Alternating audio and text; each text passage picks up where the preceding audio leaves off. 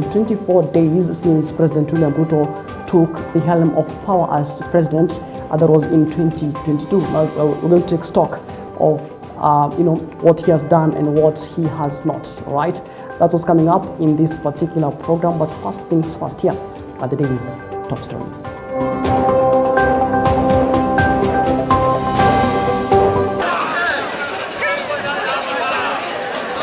Today we have stopped this demolition. These vehicles are going out. It will not happen.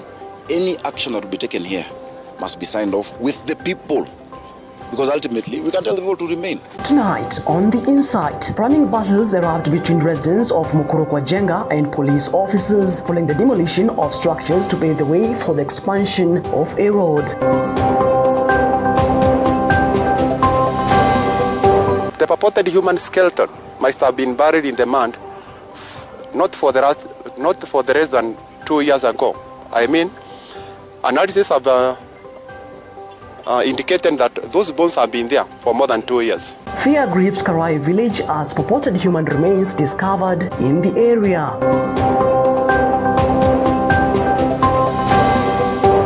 But we believe collectively that within the ODM party, and I've said we encourage unity, discipline, and strategic coherence in order to strengthen its position for negotiation. Ramogi Professional Caucus calls for unity within the ODM party ahead of the 2027 general elections. And from manifesto pledges to mounting public pressure, tonight we take stock of President William Ruto's presidency as Kenya edges closer to 2027 elections. Alright, we're live on Facebook and as well as on YouTube, and you can as well send us your feedback through our SMS line, that is 23059. Now, the insight starts now. And running battles broke out on Tuesday between residents of Macharia and police following the demolition of structures to pave the way for the expansion of Catherine Dereba Road in Nairobi. Now, tensions escalated after police moved in to secure the area as residents protested the exercise, accusing authorities of failing to follow due process. Now, the demolitions, which began in the early hours of the morning, disrupted normal activities as angry residents confronted law enforcement officers. Nairobi Governor Johnson Sakaja arrived at the scene to assess the situation, but found himself at the center of the unrest as clashes intensified. Shortly after his visit, the governor ordered an immediate suspension of the demolition exercise in an effort to calm tensions and allow for further consultations. Today we have stopped this demolition. These vehicles are going out. It will not happen. Any action that will be taken here must be signed off with the people, because ultimately we can't tell the people to remain. And we do our ethic, I mean, what is so hard? At Nairobi and Celeste and the people of Mombasa. These people, I mean, they have gone through so much. The stress, the strain, the distress. Yeah? But what waheshimiwe. Umelala kama huyo mama pale chini hapa tu about 100 mita 200. Yeye usubuhi anaamka anapata tu anaona roof yake inatoka imeenda na inachukua na tingatinga. Huko kwa kitanda unaangalia juu unaona mawingu. That's very unfair. That is very unfair. Hawa wananchi waje wazungumze na wao, tuangalie kama ni road extension. Right, moving on, anxiety has gripped residents of Karai village in Kikuyu constituency, that is in Kiambu County, after purported human remains were discovered at Karai grounds. Now, the remains believed to be human bones were found in a location surrounded by water ponds and natural water sources commonly used by local residents and people from the neighboring areas. Now, the discovery has heightened fears among the community, with the residents questioning the safety of accessing the grounds and nearby water points. Now, police officers who arrived at the scene secured the area and collected the remains, which has since been taken to a government laboratory for further forensic analysis to establish the origin and identity. The purported human skeleton must have been buried in the mud not for the less than 2 years ago. I mean, analysis have indicated that those bones have been there for more than 2 years. They have taken the samples and they are now moving with them to the laboratory and conduct a further analysis. The intention of conducting further analysis is to establish the gender, specifically the gender of the person, assuming that it was a person, the apparent cause of his death, and eventually give us a feedback on the way forward. Sasa mimi nikuja kaniauliza hii kichwa ni ya mtu ni ya mnyama, kamwambia ni ya mtu. Sasa toka hapo nikampigia mtu ya nyumba 10 akaja tukaconfirm, tukampigia assistant chief akaja akaconfirm. Visa za watu kujirusha kwa mademu watu kadhaa, lakini hatujapata kesi kisha kama hii ya mtu amekutwa mahali amepatikana amekaa siku mingi akiwa amekufa. Hii ni mara ya kwanza, lakini watu wengi wamekuwa wakipatikana wamekufa kwa demu, lakini wengi wanakuwa wakujirusha. Right, now let's talk matters politics. And the Ramogi Professional Caucus has called for unity within the Orange Democratic Movement, or party, that is ODM party, emphasizing that internal divisions are undermining the political influence of the Luo community ahead of the 2027 general elections. Now, speaking in Nairobi, Caucus leaders highlighted that ongoing factional feuds within the ODM have slowed development initiatives in the larger Luo Nyanza region. Now, they stressed that a united party will strengthen the community's bargaining power and enhance its ability to influence national politics. The leaders also appealed to President William Ruto to expedite the implementation of development projects across the country, noting that faster action will benefit communities nationwide and foster trust in government initiatives. Point number 4, under political stability. And we have said, within the ODM party, remember, as we are professionals, some of us here are members of the party, some of us here are members, as I've said in the political stability point, some of us here are members of ODM party, others are members of UDA, others are members of other parties. But we believe collectively that within the ODM party, and I've said we encourage unity, discipline, and strategic coherence in order to strengthen its position for negotiation. That is something that we encourage. But because we also live in a democracy, we believe that those issues will be sorted in due course within party structures. So we don't want to go into the details of how that will happen, but our advice is that as united party, strengthened party, a consolidated party stands a chance to negotiate with any other like-minded in a manner that they see fit only when they are united and stronger together. Ni bayana kwamba ni msimu wa siasa na kila mwanasiasa anataka kujivutia upande wake. Lakini tukumbuke ya kwamba wakati huu wa siasa ni vyema kila Mkenya ajue kuna zile agenda 10 muhimu ambazo zilitiwa sahihi kati ya chama cha ODM na chama cha UDA. Endapo kuna yeyote ambaye ana nia ya kuvuruga uhusiano bali lakini endapo kuna yeyote ambaye anataka kuvuruga zile 10 point agenda ambazo ziliwekwa sahihi kati ya ODM na UDA, haitakuwa vyema sana kwa Wakenya kwa jumla, kwa sababu kila Mkenya anataka kuona kwamba wale ambao waliathirika wakati wa ghasia za baada za uchaguzi, wale ambao kwa bahati mbaya walikufa wamefidiwa, kila agenda inafaa itimizwe. Na yeyote ambaye ana lengo ya kuhakikisha kwamba zile agenda zijatimia, haitakuwa vyema kwa Mkenya yote. Kwa hivyo tunahimiza kila aliyetia sahihi katika makubaliano hayo ni kwamba waangazie na wazingatie umoja na uwiano ya Kenya nzima kabla ya kuweka mbele matakwa yao ya kibinafsi. Kamati inayosimamia utekelezaji wa hiyo 10 point agenda iweze kuangalia vile ambavyo hiyo shughuli inaendelea na iweze pia kufahamisha Wakenya mahali ambapo wamefika na hili jambo, kwa sababu ni jambo ambalo Wakenya wengi wanataka kuona na wanangoja kuona vile ambavyo itatekelezwa. Alright, still on matters politics, ODM party leader, deputy party leader, that is Abdulswamad Sharif Nasir, has defended ongoing talks between the Orange Democratic Movement, that is ODM, and the ruling United Democratic Alliance, that is UDA, saying the discussions are intended to ensure ODM efficiently presents demands that benefit its members and supporters across the country. Now, speaking in Mombasa, the Mombasa governor said the engagement with the ODA is not about abandoning the party's ideals, but about safeguarding the interest of ODM supporters through structured dialogue. The Syrian urged leaders and party members who are opposed to the talks to exercise patience, noting that party positions would only be clear after leaders from both sides hold formal meetings and publicly outline that the agreed areas of cooperation. Ninyi kama wana Mombasa museme ya kwa gavana wetu hayuko katika chama cha upinzani, yuko katika serikali, ama namna gani?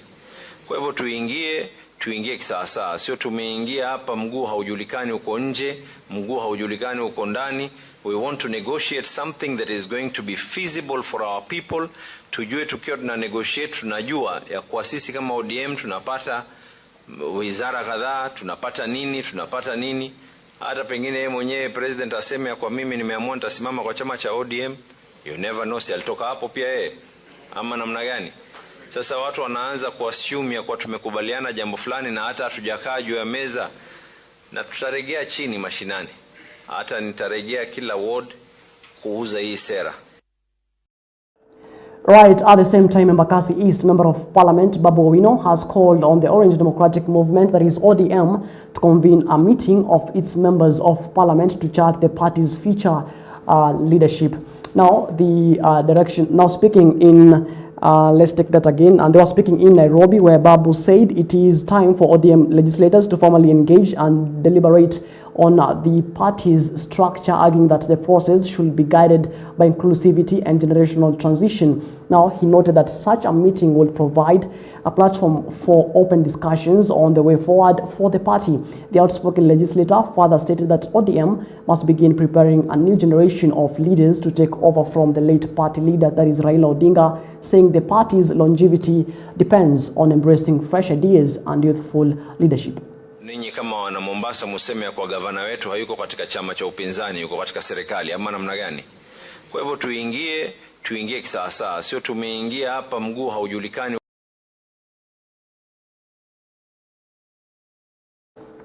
All right, do apologize for that. Now, moving on, the Member of Parliament, George Kariuki, has cautioned leaders and residents of the Mount Kenya region against what he described as dangerous politics, internal divisions, and a lack of clear vision that could undermine the region's development. Now, speaking during a public engagement, Kariuki said the Mount Kenya region cannot afford to isolate itself from the current government, which he noted that was strongly supported by the region during the last general election. Now, he warned that turning away from the Kenya Kwanza administration would be detrimental to the area's political influence and economic progress. Now, the legislator defended the Kenya Kwanza government, saying the Mount Kenya region has already benefited significantly under the leadership of President William Ruto. He pointed to ongoing development projects as evidence of the administration's commitment to the region. Hatuwezi kutoka kwa ile serikali tulistafuta, ile serikali tulisweat, ile serikali tulifikia bidii. Hatuwezi toka kwa hiyo serikali, kwa sababu hapa ndipo watu wetu wanasaidika. Tukitembea pande hiyo ingine, tutaingia kwa giza, tutaingia kwa msitu, na tutakuwa na shida hapa kwetu Kirinyaga. Ningetaka pia kusema, wale watu wakisikia, unajua wakisikia rais ako na maono kubwa, akisema tunaenda Singapore, kuna watu wengine kwa sababu wanataka tuwe na maono kidogo, ndio tuwe popular, ndio tuwe watu wanafurahia, wanataka tuangalie mambo kidogo yenye watu watasikia. Lakini kama rais akiwa kiongozi wa taifa ako na maono kubwa, lazima tufungue macho yetu, lazima tufungue roho zetu, na lazima tufungue akili zetu, to embrace hiyo mafikira kubwa ya rais, ndio tuweze kutransform hii nchi yetu. Now, the government has intensified its crackdown on rogue labor recruitment agencies as part of efforts to curb fraud in the labor mobility sector. Labor Cabinet Secretary Alfred Mutua says a multi-agency task force formed last year has so far let's take that again. And Alfred Mutua has said that the task force formed last year has so far concluded investigations into 15 cases, with files already forwarded to investigators for further action. Now, speaking on the matter, Mutua revealed that police have launched a manhunt for a couple accused of fraudulently obtaining 18 million Kenya shillings in that particular government funds meant to facilitate overseas job placements. Now, the funds was allegedly diverted to personal use instead of supporting Kenyan job seekers. Now, the Cabinet Secretary further noted that investigations are ongoing in more than 390 labor recruitment agencies expected to be involved in the fraud. Those whose names or companies have swindled Kenyans are not registered with the National Employment Agency, and some are not even registered with the Bureau of Business Registration. There are some companies that also rush to court and obtain conservatory orders so that the DCI cannot arrest them or even further investigate them. So it is important to know that there are scrupulous people out there taking advantage of our people. And that is where the government has been giving advisory after advisory on how to look for Kazi Maju jobs. Now, police officers at the Namanga border in Kajiado County have arrested 2 suspects and seized cannabis worth an estimated amount of 2.5 million Kenya shillings that was being trafficked into Nairobi. Now, the illegal drugs were discovered concealed among what appeared to be ordinary luggage inside a passenger bus traveling from Dar es Salaam, Tanzania to Nairobi. Now, the consignment was intercepted during a routine inspection at the border, and according to the police, the discovery was made after customs officers working closely with Kenya police subjected suspicious luggage to a thorough search, leading to the recovery of the narcotics. Now, the 2 suspects were immediately arrested and are currently being held at Namanga police station as they await arraignment in court.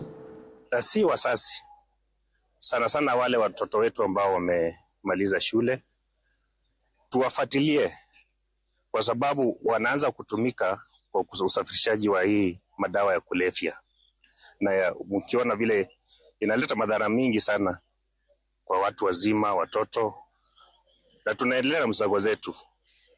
Tumekuja kupata habari kwamba hii madawa inasafirishwa kutoka nje za ng'ambo, nje za nje.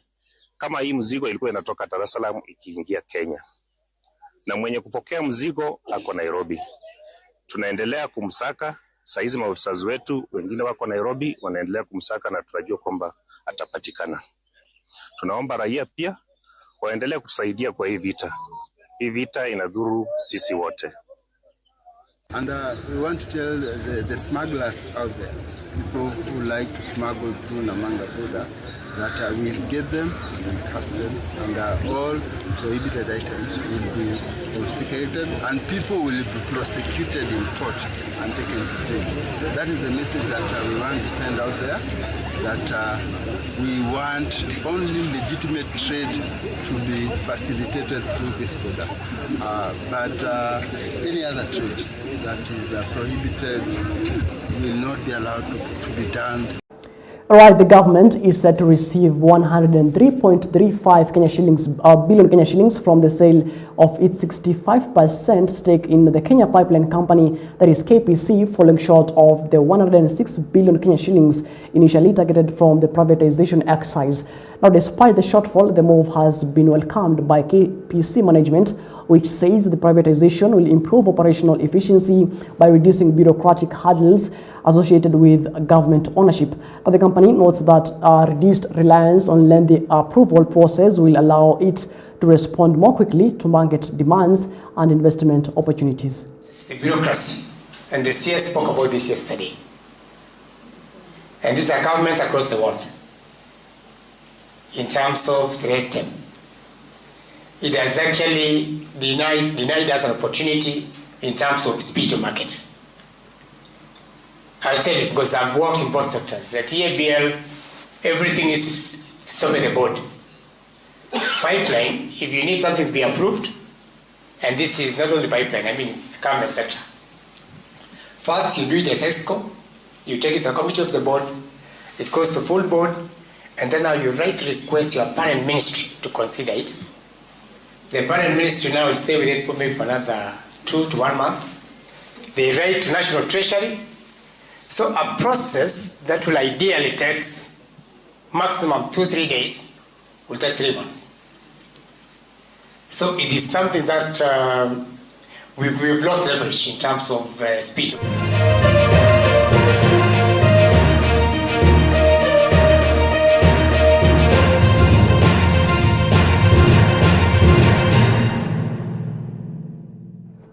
All right, now let's get sporty. In Kenya's Njoroge Kibigu and Rwanda's Celestine Nsanzuwera are locked in a tight battle for the ABSA Invitational Series title after finishing the second round tied at the top of the leaderboard on 8 under par at Karen Country Club. Now the pair, who were drawn together in the same group, traded a lead throughout the dramatic day as the season finale of the Sunshine Development Tour East African Swing gathered momentum ahead of the final round.